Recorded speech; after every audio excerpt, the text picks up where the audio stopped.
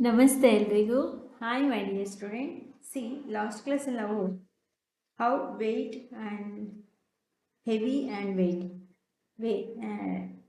ಅದ್ರ ಬಗ್ಗೆ ಡಿಸ್ಕಸ್ ಮಾಡಿದ್ವಿ. See next ORS ಅದ್ರ ಬಗ್ಗೆ 6.3.6 ನೋಡಿ, ಸ್ಪೇಸ್ ಆ್ಯಂಡ್ ವಾಲ್ಯೂಮ್ ಅಂದರೆ ಸ್ಥಳ ಮತ್ತು ಪರಿಣಾಮ. ಅಂದರೆ ಯಾವುದೇ ಒಂದು ವಸ್ತು ಯಾವ ರೀತಿ ಸ್ಥಳವನ್ನು ಆಕ್ರಮಿಸ್ಕೊಳುತ್ತೆ, ಅದರ ಪರಿಮಾಣ ಹೇಗಿರುತ್ತೆ. Next day, Madam Vidya enters the class. All the students stand up to greet her. Next day, ಅಂದರೆ ಕ್ಲಾಸ್ ಆದ ನೆಕ್ಸ್ಟ್ ಡೇ ಮರುದಿನ ಶಿಕ್ಷಕಿ ವಿದ್ಯಾ ಅಂದರೆ ಟೀಚರ್ಸ್ ನೇಮ್ ವಿದ್ಯಾ ಅವ್ರ ತರಗತಿಯನ್ನು ಪ್ರವೇಶಿಸಿದ್ರು. ಕ್ಲಾಸ್ ರೂಮ್ ಒಳಗೆ ಟೀಚರ್ ವಿದ್ಯಾ ಅನ್ನೋರು ಬಂದರು. She reciprocates and deliberately says, please keep your bags on your seats and sit down. ಅವ್ರ ಮೇಡಮ್ ಏನು ಹೇಳ್ತಿದ್ದಾರೆ, ಎಲ್ಲ ವಿದ್ಯಾರ್ಥಿಗಳು ಎದ್ದು ನಿಂತು ಅವರನ್ನು ಸ್ವಾಗತಿಸಿದ್ರು. ಬಂದರು. ಟೀಚರ್ ಕ್ಲಾಸ್ ರೂಮ್ ಒಳಗೆ ಬಂದ ತಕ್ಷಣ ಮೇಡಮ್ ಏನು ಹೇಳಿದ್ರು, ಎಲ್ಲರಿಗೂ ಧನ್ಯವಾದ ಹೇಳಿ ಅವರು ದಯವಿಟ್ಟು ನಿಮ್ಮ ಚೀಲಗಳನ್ನು ಮತ್ತು ನಿಮ್ಮ ಆಸನಗಳ ಮೇಲೆ ಇರಿಸಿ ಕುಳಿತುಕೊಳ್ಳಿ. ಅಂದರೆ ಅವ್ರು ಬ್ಯಾಗ್ಸ್ ತಂದಿರ್ತಾರಲ್ಲ ಅದನ್ನೆಲ್ಲ ಇಟ್ಟು ಎಲ್ಲರೂ ನಿಮ್ಮ ಸೀಟಲ್ಲಿ ಕುತ್ಕೊಳ್ಳಿ ಅಂತ ಹೇಳಿದ್ರು. ಈಗೆಲ್ಲ ಕ್ಲಾಸ್ ರೂಮ್ ಒಳಗೆ ಟೀಚರ್ಸ್ ಬಂದ ತಕ್ಷಣ ಹೇಗೆ ಅವರು ವಿಶ್ ಮಾಡಿ ನಿಂತ್ಕೊಳ್ತಾರೋ ಹಾಗೆ ಈ ಸ್ಟೂಡೆಂಟ್ಸ್ಗಳು ಟೀಚರ್ಸ್ಗೆ ವಿಶ್ ಮಾಡಿದ್ರು. ಅವರು ಸಿಟ್ ಡೌನ್ ಅಂತೇಳಿ ಅವ್ರವ್ರ ಸೀಟಲ್ಲಿ ಕೂತ್ಕೊಳ್ಳೋದಕ್ಕೆ ಹೇಳಿದ್ರು. Students are not able to sit because bags are kept on their seats. ಸ್ಟೂಡೆಂಟ್ಸ್ಗಳಿಗೆ ಅವ್ರಿಗೆ ಅವರು ಇರುವಂಥ ಸೀಟ್ಸ್ಗಳ ಮೇಲೆ ಕೂತ್ಕೊಳ್ಳೋಕ್ಕಾಗ್ತಿಲ್ಲ, ಯಾಕಂದರೆ ಅವ್ರ ಬ್ಯಾಗ್ಸ್ನ ಇಟ್ಟಿದ್ದಾರೆ. ಅವ್ರು ಕೂತ್ಕೊಳ್ಳುವಂಥ ಸೀಟಲ್ಲಿ ಆ ಜಾಗದಲ್ಲಿ ಅವರ ಸ್ಕೂಲ್ ಬ್ಯಾಗ್ಸ್ ಚೀಲಗಳನ್ನು ಇಟ್ಟಿದ್ದಾರೆ. Madam Vidya ask, why are you not sitting? Teacher ಕೇಳ್ತಿದ್ದಾರೆ ಮೇಡಮ್ ವಿದ್ಯಾ ಅನ್ನೋರು, ಏನು ಯಾಕೆ ನೀವು ಯಾರು ಕೂತ್ಕೊಳ್ಳೋಕ್ಕಾಗ್ತಿಲ್ಲ, ಯಾಕೆ ಕೂತ್ಕೊಳ್ತಾ ಇಲ್ಲ ಅಂತ ಕೇಳ್ತಿದ್ದಾರೆ. The students reply that there is no place to sit because the bags have occupied that space. ಏನು ಹೇಳಿದ್ರು ಸ್ಟೂಡೆಂಟ್ಸು, ನಾವು ಕೂತ್ಕೊಳ್ಳುವಂಥ ಸೀಟಲ್ಲಿ ಏನಿದೆ, occupied the space, bags have occupied the space. ನಮ್ಮ ಬ್ಯಾಗ್ಗಳು, ನಮ್ಮ ಚೀಲಗಳು ನಾವು ಕುಳಿತುಕೊಳ್ಳುವಂಥ ಸ್ಥಳದಲ್ಲಿ ನಮ್ಮ ಬ್ಯಾಗು ಆ ಜಾಗವನ್ನು ಆಕ್ರಮಿಸ್ಕೊಂಡಿರೋದ್ರಿಂದ ನಾವು ಆ ಜಾಗದಲ್ಲಿ ಕುಳಿತುಕೊಳ್ಳೋದಕ್ಕೆ ಆಗ್ತಿಲ್ಲ ಅಂತೇಳಿ ಆನ್ಸರ್ ಮಾಡಿದ್ರು. Continuing the conversation, she provides 2 identical glass tumblers to 2 students and encourages them to pour the remaining water from their drinking water bottles into the respective glass tumblers. ಹೀಗೆ ಟೀಚರ್ಸು ಮತ್ತು ಸ್ಟೂಡೆಂಟ್ಸು ಹೀಗೆ ಸಂಭಾಷಣೆಯನ್ನು ಮುಂದುವರಿಸ್ತಿದ್ದಾರೆ. ಅವರು ಇಬ್ಬರು ವಿದ್ಯಾರ್ಥಿಗಳಿಗೆ ಒಂದೇ ರೀತಿಯ 2 ಗಾಜಿನ ಲೋಟಗಳನ್ನು ಒದಗಿಸ್ತಾರೆ. ಇಬ್ಬರು ಸ್ಟೂಡೆಂಟ್ಸ್ಗೆ ಇಲ್ಲಿ ಇದೆಯಲ್ಲ ಚಿತ್ರದಲ್ಲಿ ಈ ರೀತಿ ಟ್ರಾನ್ಸ್ಪರೆಂಟ್ ಇರ್ತಕ್ಕಂತಹ 2 ಗಾಜಿನ ಲೋಟಗಳನ್ನು ಇಬ್ಬರು ಸ್ಟೂಡೆಂಟ್ಸ್ಗಳಿಗೆ ಕೊಟ್ಟರು. ಇಲ್ಲಿ ಚಿತ್ರದಲ್ಲಿ transparent glass tumblers with varying levels of water, fully filled, half filled. 2 transparent glass, ನೀಟಾಗಿ ಪಾರದರ್ಶಕವಾಗಿ ಏನೇ ಹಾಕಿದ್ರು ಕಾಣುವಂತಹ 2 ಪಾರದರ್ಶಕ ಗಾಜಿನ ಲೋಟಗಳನ್ನ ಕೊಟ್ಟರು. On pouring water in the glass tumblers, the students observe that one glass tumblers get half filled with water. 6.8a ಇದು ಒಂದು ಲೋಟದಲ್ಲಿ ಅರ್ಧ ತುಂಬಿರ್ತಕ್ಕಂತಹ ನೀರು ಇದೆ. while the other is almost completely filled with water. ಇನ್ನೊಂದು 6.ab ನಲ್ಲಿ ಫುಲ್ಲಿ ಫಿಲ್ಡ್, ಇನ್ನೊಂದು ಗ್ಲಾಸಲ್ಲಿ ಏನು ಸಂಪೂರ್ಣವಾಗಿ ಗ್ಲಾಸ್ ತುಂಬ, ಆ ಲೋಟದ ತುಂಬ ನೀರು ತುಂಬಿರ್ತಕ್ಕಂತಹ ಇನ್ನೊಂದು ಗ್ಲಾಸನ್ನು ಗಮನಿಸಿದರು. Next, why is the level of water different in the 2 tumblers? 2 ಲೋಟಗಳು ಒಂದೇ ಅಳತೆಯನ್ನು ಹೊಂದಿದೆ, ಆದರೂ ಸಹ ಏನು ಅದರಲ್ಲಿರ್ತಕ್ಕಂಥ ನೀರಿನ ಮಟ್ಟ ಯಾಕೆ ಭಿನ್ನವಾಗಿದೆ? Madam Vidya elaborates that both tumblers have the same capacity. The water levels differ in each case, which indicates that the amount of water in each tumbler is different. ಅದಕ್ಕೆ ಮೇಡಮ್ ವಿದ್ಯಾ ಅನ್ನೋರು ಏನು ಹೇಳ್ತಿದ್ದಾರೆ, 2 ಲೋಟಗಳು ಒಂದೇ ಅಳತೆ ಇದ್ದರೂ ಸಹ 2 ಲೋಟಗಳಲ್ಲಿನ ನೀರಿನ ಮಟ್ಟ ಅಂದರೆ ಒಂದರಲ್ಲಿ ಆಫ್ ಇದೆ, ಒಂದರಲ್ಲಿ ಫುಲ್ ಇದೆ ಅಲ್ವಾ. ಅದು ಪ್ರತಿ ಲೋಟದಲ್ಲಿನ ನೀರಿನ ಪ್ರಮಾಣವನ್ನು ವಿಭಿನ್ನವಾಗಿಸಿದೆ. ಅಂದರೆ ಎರಡು ಗ್ಲಾಸ್ಗಳು ಒಂದೇ, ಆದರೆ ನಾವು ಏನಂತೀವಿ ಇದನ್ನ ಹಾಫ್ ಗ್ಲಾಸ್ ವಾಟರ್, ಇದು ಫುಲ್ಲಿ ಗ್ಲಾಸ್ ವಾಟರ್ ಅಲ್ವಾ. ಎರಡು ಸೇಮ್ ಸೈಜ್ ಇದೆ, ಸೇಮ್ ಗ್ಲಾಸ್ ಇದೆ, ಎರಡು ಒಂದೇ ಥರ ಲೋಟಗಳು. ಆದರೆ ಇದರಲ್ಲಿ ತುಂಬಿರ್ತಕ್ಕಂಥ ನೀರಿನ ಮಟ್ಟ ಏನು ಡಿಫ್ರೆಂಟ್. ಇದರಲ್ಲಿ ಫುಲ್ ತುಂಬಿದೆ, ಇದರಲ್ಲಿ ಹಾಫ್ ತುಂಬಿದೆ. ಅದರ ಪ್ರಮಾಣವನ್ನು ಅದು ತೋರಿಸುತ್ತೆ. The water in the first tumbler occupies less space, indicating that the volume of water in this tumbler is less than the water in the other tumbler. ಮೊದಲ ಲೋಟದಲ್ಲಿ, ಫಸ್ಟ್ ಲೋಟದಲ್ಲೇನು ನೀರು ಕಡಿಮೆ ಜಾಗವನ್ನು ಆಕ್ರಮಿಸಿದೆ, ಅಂದರೆ ನೀರು ಸ್ವಲ್ಪ ಜಾಗವನ್ನು, ಅದರ ಲೋಟದ ಅರ್ಧವನ್ನು ಮಾತ್ರ ಆಕ್ರಮಿಸಿದೆ. ಇನ್ನೊಂದು ಲೋಟದ ನೀರಿನ ಪ್ರಮಾಣವು ಲೋಟದಲ್ಲಿನ ನೀರಿನ ಪ್ರಮಾಣಕ್ಕಿಂತ ಕಡಿಮೆ ಎಂಬುದನ್ನು ಸೂಚಿಸುತ್ತೆ. ಇದರಿಂದ ಏನು, ಆ ಲೋಟದಲ್ಲಿನ ನೀರಿನ ಪ್ರಮಾಣ ಏನು ಇನ್ನೊಂದು ಲೋಟಕ್ಕಿಂತ ಇದರಲ್ಲಿ ಕಡಿಮೆ ಇರೋದ್ರಿಂದ ಈ ಲೋಟ ಕಂಪೇರ್ ಮಾಡಿದರೆ ಈ ಲೋಟದಲ್ಲಿ ನೀರು ಕಡಿಮೆ ಇದೆ ಎಂಬುದನ್ನು ಸೂಚಿಸುತ್ತದೆ. The space occupied by water represents it's volume. ಹಾಗೆ ಲೋಟದಲ್ಲಿ ನೀರಿನಿಂದ ತುಂಬಿದ ಆ ಸ್ಥಳ ನೀರಿನ ಎಷ್ಟು ಆಕ್ಯುಪೈ ಮಾಡಿದೆ, ಲೋಟದಲ್ಲಿ ಅರ್ಧ ಜಾಗವನ್ನು ಆಕ್ಯುಪೈ ಮಾಡಿದೆ, ಇನ್ನೊಂದು ಲೋಟದಲ್ಲಿ ಫುಲ್ ಆಕ್ಯುಪೈ ಮಾಡಿದೆ. ಇದನ್ನ ಏನಂತ ಕನ್ಸಿಡರ್ ಮಾಡ್ತೀವಿ, ನೀರು ಆ ಲೋಟವನ್ನು ಆಕ್ರಮಿಸಿರುವ ಜಾಗವನ್ನು ಅದರ ಪರಿಮಾಣ ಎಂಬುದನ್ನು ಪ್ರತಿನಿಧಿಸುತ್ತೆ, ವಾಲ್ಯೂಮ್ ಅಂತೇಳಿ ಕರೆಯಲಾಗುತ್ತೆ ಅಂತ ಟೀಚರ್ ಹೇಳ್ತಿದ್ದಾರೆ.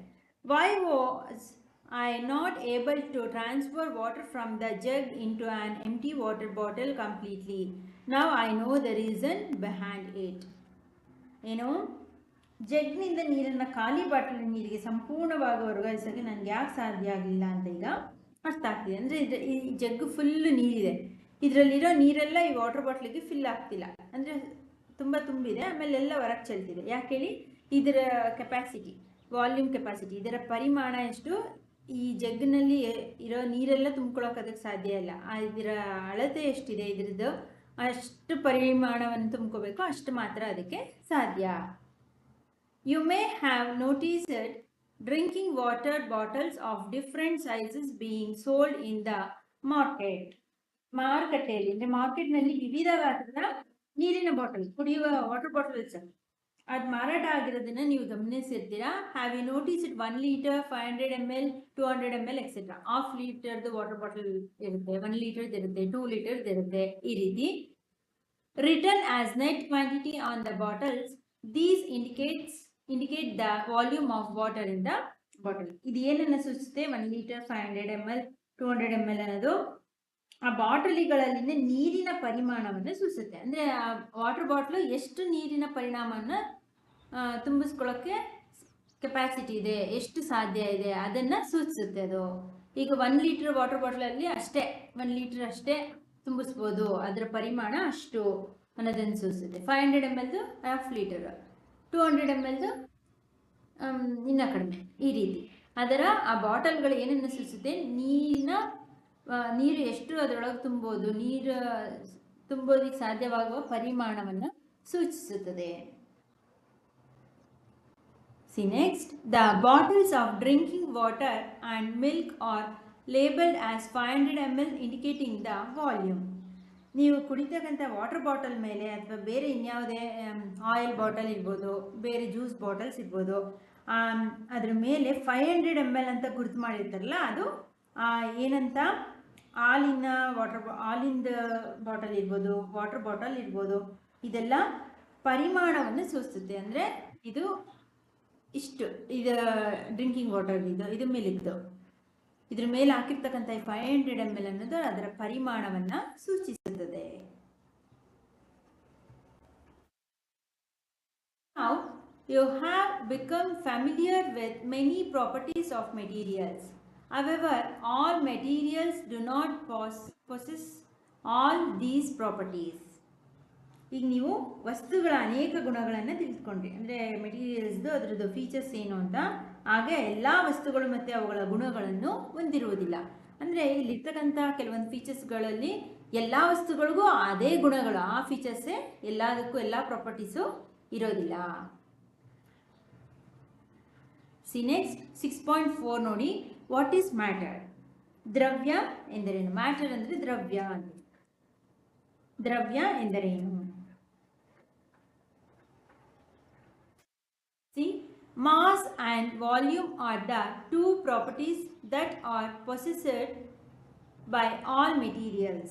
ದ್ರವ್ಯರಾಶಿ ಮತ್ತು ಪರಿಮಾಣವು ಎಲ್ಲ ವಸ್ತುಗಳಲ್ಲಿ ಕಂಡುಬರುವ ಎರಡು ಗುಣಗಳು. ಅಂದರೆ ಮಾಸ್ ಮತ್ತು ವಾಲ್ಯೂಮ್ ಅನ್ನೋದು ಆಲ್ಮೋಸ್ಟ್ ಎಲ್ಲ ವಸ್ತುಗಳಲ್ಲೂ ಎಲ್ಲ ಮೆಟೀರಿಯಲ್ಸ್ಗಳು ಕಾಮನ್ ಆಗಿರ್ತಕ್ಕಂತಹ ಒಂದು ಪ್ರಾಪರ್ಟೀಸ್, ಗುಣಲಕ್ಷಣ. ಇದು ಯಾವುದು? ಮಾಸ್ ಅಂಡ್ ವಾಲ್ಯೂಮ್ ಅನ್ನೋದು. ಮಾಸ್ ಅಂದರೆ ಇಲ್ಲಿ ದ್ರವ್ಯರಾಶಿ, ವಾಲ್ಯೂಮ್ ಅಂದರೆ ಪರಿಮಾಣ. Can we give a general name to anything that possesses these two properties?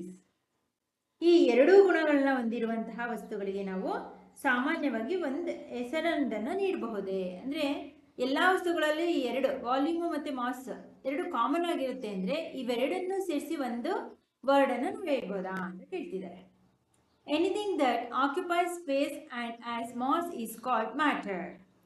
ಯಾವುದೇ ಒಂದು ವಸ್ತು ಸ್ಥಳವನ್ನು ಆಕ್ರಮಿಸುತ್ತೆ ಮತ್ತು ದ್ರವ್ಯರಾಶಿಯನ್ನು ಹೊಂದಿರುತ್ತೆ ಅಂತಹ ವಸ್ತುವನ್ನು ದ್ರವ್ಯ. ಅಂದರೆ ಈಗ ಇಲ್ಲಿ ಒಂದು ಗ್ಲಾಸ್ನ ಇಟ್ಟಿವಿ, ಇಲ್ಲಿ ಇಡಬೇಕು ಅಂದರೆ ಇದು ಸ್ಪೇಸ್ ಇರಬೇಕು ಅಲ್ವಾ? ಇದು ಸ್ಥಳವನ್ನು, ಈ ಜಾಗವನ್ನು ಆಕ್ರಮಿಸ್ಕೊಳ್ತೀವಿ. ಒಂದು ಪೆನ್ ಇಡ್ತೀವಿ, ಅಲ್ಲಿಗೆ ಒಂದು ಸ್ಪೇಸ್ ಬೇಕು, ಅದು ಮತ್ತು ಅದಕ್ಕೊಂದು ಮಾಸ್, ವಾಲ್ಯೂಮ್ ಇರುತ್ತೆ, ದ್ರವ್ಯರಾಶಿಯನ್ನು ಹೊಂದಿರುತ್ತೆ, ವೆಯ್ಟ್ ಅದನ್ನು ಹೊಂದಿರುತ್ತೆ. ಈ ಎರಡನ್ನೂ ಸೇರಿಸಿ ಏನಂತ ಕರಿತೀವಿ?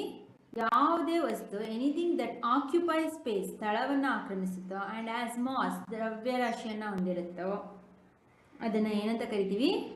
Matter. What we called as matter ಅಂದರೆ ದ್ರವ್ಯ. Anything that occupy space and has mass is called matter. ಸ್ಥಳವನ್ನು ಆಕ್ರಮಿಸುವ, ದ್ರವ್ಯರಾಶಿಯನ್ನು ಹೊಂದಿರುವಂತಹ ವಸ್ತುವನ್ನು ದ್ರವ್ಯ ಎಂದು ಕರೆಯುತ್ತಾರೆ.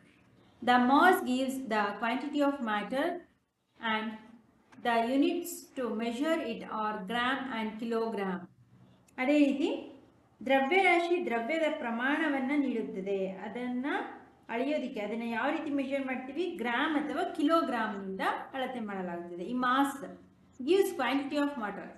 ಈ ದ್ರವ್ಯ ಅನ್ನೋದೇನು? ಪ್ರಮಾಣ. ದ್ರವ್ಯರಾಶಿ ದ್ರವ್ಯದ ಪ್ರಮಾಣವನ್ನು ನೀಡುತ್ತೆ. ಅದನ್ನು ನಾವು ಮೆಷರ್ ಮಾಡಬೇಕು ಅಂದರೆ ಯಾವುದರಿಂದ ಮೆಷರ್ ಮಾಡ್ತೀವಿ? ಗ್ರಾಮ್ ಅಥವಾ ಕಿಲೋಗ್ರಾಮಲ್ಲಿ ಇವುಗಳನ್ನ ಮೆಷರ್ ಮಾಡ್ತೀವಿ. The space occupied by matter is it's volume. ಅದೇ ರೀತಿ ಯಾವುದು space occupied by matter it's volume.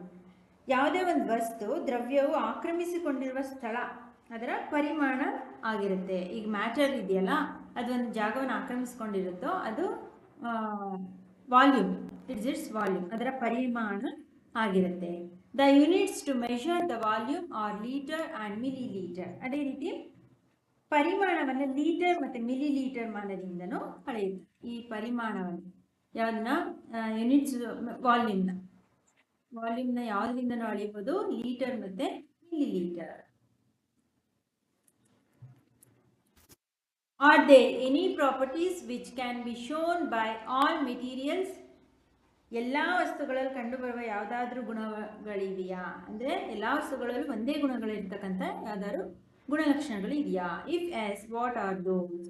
ಇದ್ರೆ ಅದು ಯಾವುದು? ಎಲ್ಲ ವಸ್ತುಗಳಲ್ಲಿ ಕಂಡುಬರ್ತಕ್ಕಂಥ ಸೇಮ್ ಪ್ರಾಪರ್ಟೀಸ್ ಯಾವುದು? ವಾಲ್ಯೂಮ್ ಮತ್ತು ಮಾಸು. ಅದಕ್ಕೆ ಏನಂತ ಕರಿತೀವಿ? ಯಾವುದದು? ಮ್ಯಾಟರ್. ಅರ್ಥ ಆಯ್ತಾ? ಓಕೆ ಮೈ ಡಿಯರ್ ಸ್ಟೂಡೆಂಟ್, ಇಷ್ಟರಲ್ಲಿ ನೆಕ್ಸ್ಟ್ ಕ್ಲಾಸಲ್ಲಿ ನಾವು ಇದನ್ನ ಕಂಟಿನ್ಯೂ ಮಾಡೋಣ. ನಾನು ಡೌಟ್ಸ್ ಇತ್ತು ಅರ್ಥ ಆಗಲಿಲ್ಲ ಅಂದರೆ ಅದನ್ನು ಡಿಸ್ಕ್ರಿಪ್ಷನಲ್ಲಿ ನಿಮ್ಮ ಕಮೆಂಟಲ್ಲಿ ತಿಳಿಸಿ. ಹಾಗೆ ಆದಷ್ಟು ಈ ವಿಡಿಯೋನ ನಿಮ್ಮೆಲ್ಲ ಫ್ರೆಂಡ್ಸ್ಗಳಿಗೆ ಶೇರ್ ಮಾಡಿ. ಅವ್ರು ಇಂಗ್ಲೀಷ್ ಮೀಡಿಯಮಲ್ಲಿ, ಕನ್ನಡ ಮೀಡಿಯಮಲ್ಲಿ. ಆ್ಯಂಡ್ ದೆನ್ ಸಬ್ಸ್ಕ್ರೈಬ್ ಮಾಡ್ಕೊಳ್ಳಿ. ಬಿಕಾಸ್ ಸಬ್ಸ್ಕ್ರೈಬ್ ಮಾಡಿಕೊಂಡ್ರೆ ಸರ್ಚ್ ಮಾಡೋ ಅವಶ್ಯಕತೆ ಇಲ್ಲ. ಡೈಲಿ ಆಗ್ತಕ್ಕಂಥ ಕ್ಲಾಸಸ್ ಈಸಿಯಾಗಿ ನೋಟಿಫಿಕೇಶನ್ ಬರುತ್ತೆ. ಆ್ಯಂಡ್ ದೆನ್ ಆದಷ್ಟು 2-3 ಟೈಮ್ ಆಡಿಯೋನ ಕೇಳಿ, ಪ್ಲೇ ಲಿಸ್ಟ್ನ ಚೆಕ್ ಮಾಡಿ. ಅವ್ರು ಲಿಸನ್ ಕಂಪ್ಲೀಟ್ ಎಕ್ಸ್ಪ್ಲನೇಷನ್ನು ಆ್ಯಂಡ್ ದೆನ್ LBA ನೋಟ್ಸು ಸಹ ಸಿಗುತ್ತೆ ನಿಮಗೆ ಲಾಸ್ಟಲ್ಲಿ. ಆ್ಯಂಡ್ ನಾನು ಕೊಡ್ತಕ್ಕಂಥ ಹೋಮ್ವರ್ಕ್ ಕ್ವಶನ್ಸ್ಗೆ ನೀವೇ ಆನ್ಸರ್ ಮಾಡೋಕ್ಕೆ ಟ್ರೈ ಮಾಡಿ. ಬಿಕಾಸ್ ನೀವೇ ಆನ್ಸರ್ ಮಾಡಿದರೆ ನಿಮಗೆ ಅರ್ಥನೂ ಆಗುತ್ತೆ. ಆಡಿಯೋನ 1 or 2 time ಕೇಳೋದ್ರಿಂದ.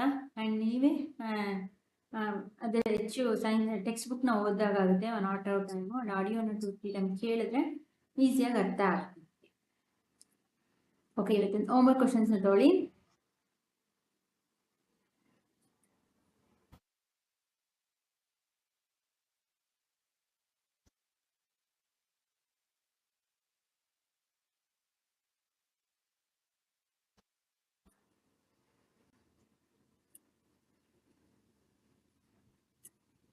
Define volume.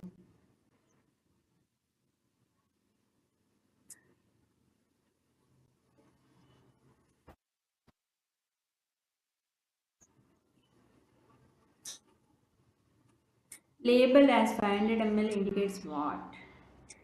On the bottle of drinking water and milk.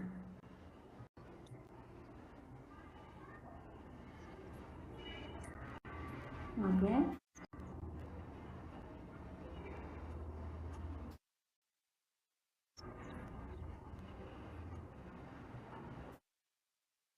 Define matter.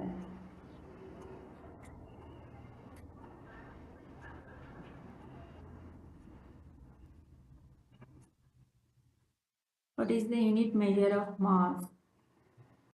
Okay. What is the unit measure of volume? It is with the normal questions. So, okay, my dear student. Thank you.